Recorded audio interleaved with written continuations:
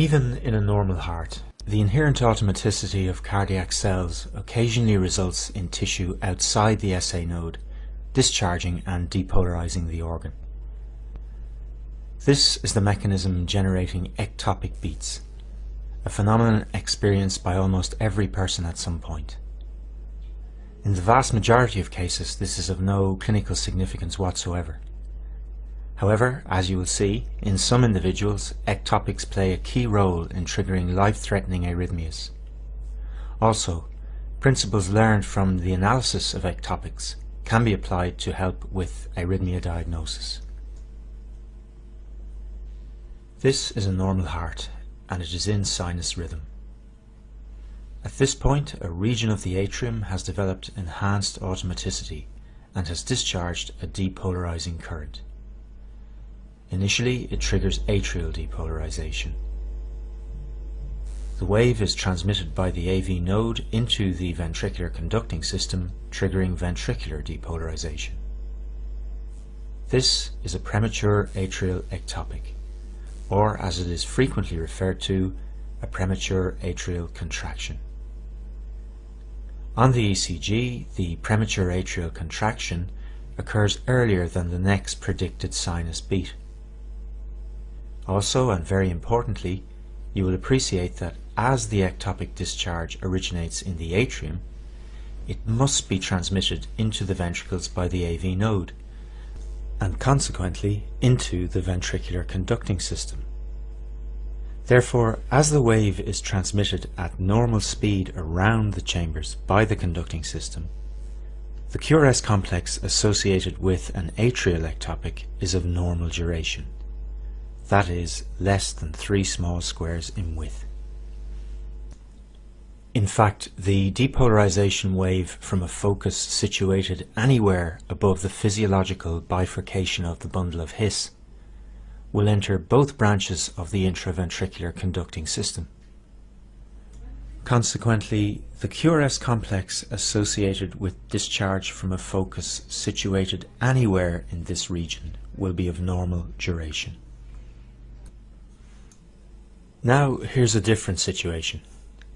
In this case, the site of increased automaticity generating the ectopic beat is located in the ventricle. The key point to note here is that the current is transmitted, at least in part, outside the ventricular conducting system. Depolarization moves through myocardium 4 to 8 times more slowly than through conducting tissue. So the characteristic of a ventricular ectopic is that the QRS complex is prolonged in duration, resulting in a broad QRS complex greater than 3 small squares on the ECG readout. Note also that the pattern of spread of depolarization is highly abnormal, producing a complex of bizarre shape. As the sequence of depolarization is deranged, the pattern of repolarization is also abnormal, manifesting as a lack of concordance between the ectopic QRS complex and the associated T wave. Looking at both of these rhythm strips, you will notice that the atrial and ventricular ectopic are followed by a pause before the next sinus discharge. There are, however, important differences between the nature of this pause in the case of atrial and ventricular ectopics. Understanding these differences will help us when dealing with more complex situations in Section 5. In the case of ventricular ectopics, while retrograde transmission of depolarization into the atria via the AV node can occur on occasion, it is an unusual event.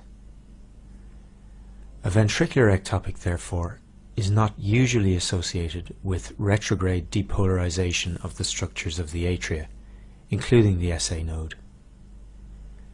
The SA node continues to discharge at its own inherent rate, oblivious to events below the AV node. As the sinus node continues to discharge at its own regular rate, the next P wave following the ectopic will occur at a predictable time point. In addition, the heart rate following the ventricular ectopic is the same as that preceding it. A pause with these characteristics following an ectopic is termed a compensatory pause. A compensatory pause indicates that the ectopic has had no effect on the SA node. In the example shown here, the morphology of the premature ectopic is consistent with an origin in the ventricles. We would predict that it will have had no effect on the sinus node. Before the ectopic, there were approximately 4 large squares between P waves. We would therefore expect the next sinus discharge to occur at this point. Indeed it did. However, note that it was not transmitted into the ventricles, as it arrived at the junctional region at a time when the conducting system was still refractory to transmission.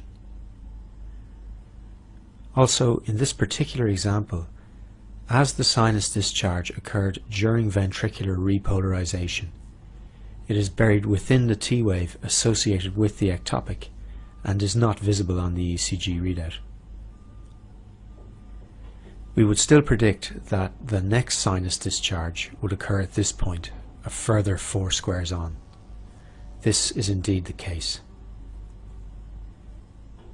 So the P wave following the ectopic occurs at a predictable point on the readout, which is a simple multiple of the preceding P wave interval. Also note that with 4 squares between all subsequent R waves, the heart rate is the same as that preceding the ectopic. As expected, this is a compensatory pause and supports the conclusion that this ectopic originated in the ventricles. In contrast to ventricular ectopics, discharge from an atrial ectopic will usually result in depolarization of the cells of the SA node, temporarily suppressing their discharge. The SA node recovers its function after a pause of variable duration. As the duration of recovery is variable, the timing of the next P wave is not predictable. The next sinus discharge does not occur at a simple multiple of the P to P wave interval preceding the ectopic. Premature depolarization of the SA node also has a broader effect on its function and may reset its inherent rate of spontaneous depolarization, leading to a different heart rate, either faster or slower, following the ectopic. A pause with these characteristics is termed a non-compensatory pause. Before we summarize the material contained in this video, there are a number of other features of the atrial ectopic worth noting at this point. Firstly, in this particular example, the ectopic discharge has originated low in the atrial cavity, and the bulk of atrial depolarization is spreading upwards. The ectopic P wave is therefore negative in the inferior leads, illustrated here in the rhythm strip, lead 2, reflecting an abnormal P wave axis.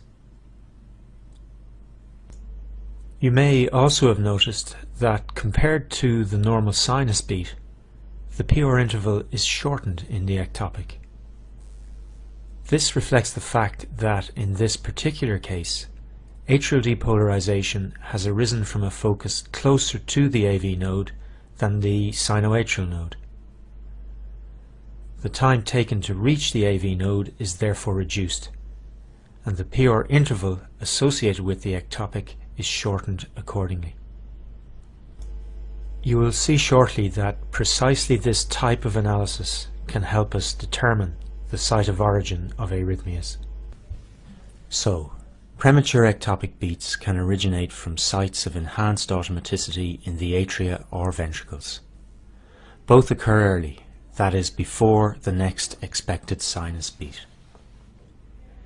Atrial ectopics are transmitted into both branches of the ventricular conducting system and therefore are associated with a normal QRS complex. Atrial ectopics are usually associated with a non-compensatory pause. In contrast, ventricular ectopics are generated in the ventricular wall or a component of the conducting system, and must travel at least in part through the slower conducting ventricular muscle. Consequently, they are associated with broad QRS complexes, and deranged repolarization results in a non-concordant T-wave. In addition, ventricular ectopics are usually followed by a compensatory pause.